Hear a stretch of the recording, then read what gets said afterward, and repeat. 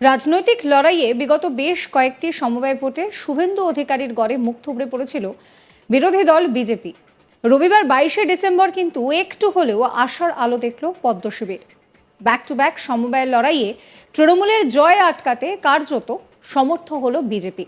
শনিবার 21শে ডিসেম্বর রামনগর বিধানসভার হীরাপুর সমবায় সমিতির মনোনয়নকে কেন্দ্র করে সকাল থেকেই মোতায়েন করা হয়েছিল ব্যাপক সংখ্যক পুলিশ। হীরাপুর সমবায় কৃষি উন্নয়ন সমিতির মোট আসন সংখ্যা 41। বিকেল নাগাদ জানা যায় বিনা প্রতিদ্বন্দ্বিতায় এই সমবায় সমিতির 27টি আসন পায় বিজেপি সমর্থিত সদস্যরা। এরপরই উল্লাসে ফেটে পড়েন বিজেপির কর্মী সমর্থকরা।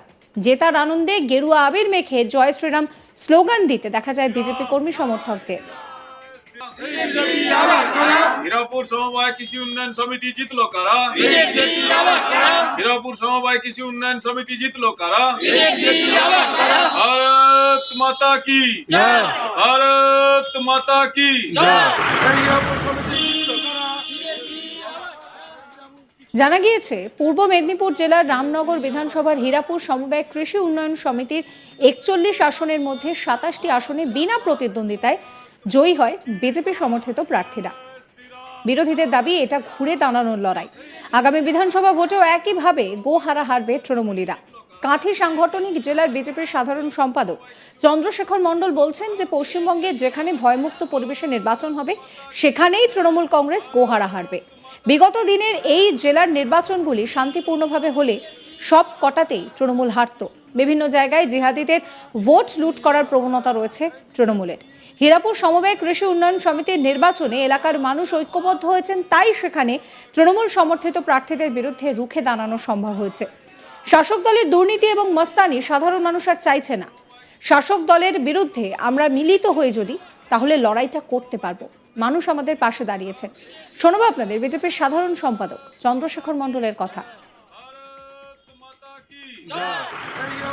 পশ্চিমবঙ্গের যেখানেই ভয়মুক্ত পরিবেশে নির্বাচন হবে সেখানে তৃণমূল কংগ্রেস গোহারান হারবে। আর পূর্ব মেদিনীপুর শেষ কতগুলি নির্বাচন প্রমাণ করেছে শান্তিপূর্ণ সন্ত্রাসমুক্ত পরিবেশে ভোট হলে তৃণমূল কংগ্রেসের হার নিশ্চিত।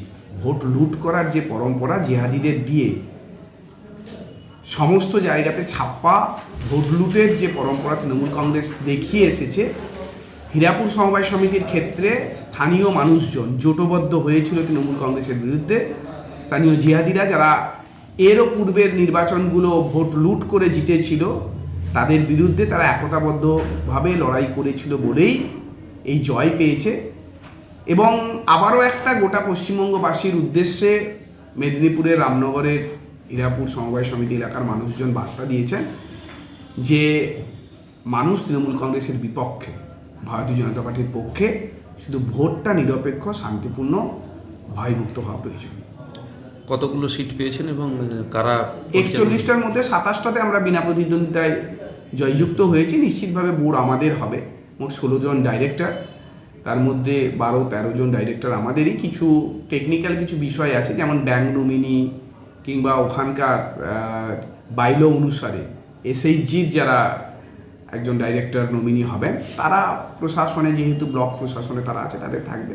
বাকি সম্পূর্ণভাবে ওখানকার সৎ স্বচ্ছ যারা আগামী দিনে আর্থিক প্রতিষ্ঠানকে সমৃদ্ধির দিকে নিয়ে যাবে স্থানীয় মানুষজন তাদেরই নির্বাচিত করবেন। একের পর এক সমবায় সমিতি নির্বাচনে জয়লাভের পর কেন এই সমবায় সমিতিতে বিনা প্রতিদ্বন্দ্বিতায় জয়ী হলো বিজেপি? এই প্রশ্নের উত্তরে কোনো রকম কোনো মন্তব্য করতে চায়নি স্থানীয় তৃণমূল নেতৃত্বরা। এই নিয়ে আমার কালিক চন্দন সেনাপতির একটি রিপোর্ট দেখাবো আপনাদের।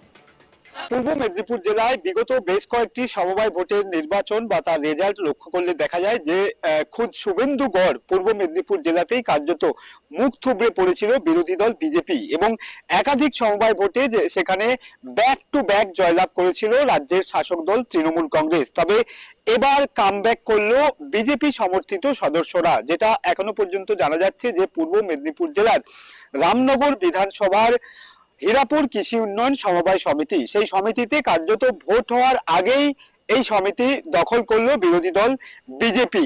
যেটা জানা যাচ্ছে যে এই সমবায় সমিতিতে মোট 41টি আসন ছিল, এবং গত শনিবারই কিন্তু সেই সমবায় সমিতির মনোনয়ন পত্র দাখিলের দিন ছিল। এবং এই দিনই দেখা যায় যে সকাল থেকেই প্রচুর পরিমাণে পুলিশ মোতায়েন করা ছিল সমবায় সমিতির মনোনয়ন পত্রকে ঘিরে সেখানে প্রশাসনিক আধিকারিক ডিপ্লয় করা ছিল।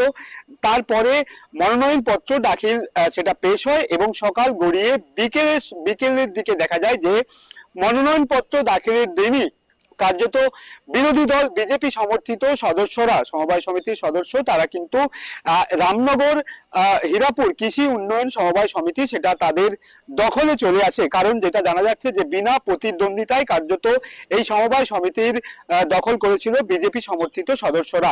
তারা বিনা প্রতিদ্বন্দ্বিতায় 41টি আসনের মধ্যে 27টি আসনে জয়লাভ করে এবং তারপরেই কিন্তু তারা সেখানে বোর্ড গঠনের অনুমতি পায়।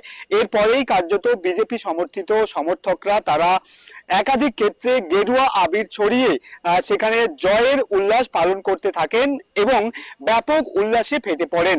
যদিও কেন এই সমবায় সমিতিতে বিনা প্রতিদ্বন্দ্বিতায় 27টি আসন জয়লাভ করলো বিরোধী দল বিজেপি, কারণ বিগত দিনের কয়েকটি সমবায় নির্বাচনে যেখানে রাজ্যের শাসক দল তৃণমূল সমর্থিত সদস্যরা ব্যাক টু ব্যাক জয়লাভ করেছে, সেই জায়গায় দাঁড়িয়ে কেন বিরোধী দল বিজেপির গোচরে 27টি আসন, তাও আবার বিনা প্রতিদ্বন্দ্বিতায়, এ নিয়ে কিন্তু কোন রকম মন্তব্য করতে নারাজ স্থানীয় তৃণমূলের সদস্যরা বা তৃণমূল সাংগঠনিক জেলার একাধিক নেতা নেতৃত্ব, তারা কোন রকম মন্তব্য করতে নারাজ। তবে বিরোধী দল বিজেপি তারা এই জয়কে কার্যত কামব্যাক হিসাবেই দেখছেন এবং তারা যেটা বলছেন, পূর্বের ভোটগুলি যদি শান্তিপূর্ণভাবে হতো তাহলে সেখানে বিরোধী দল বিজেপি একাধিক ক্ষেত্রেই জয়লাভ করতেন।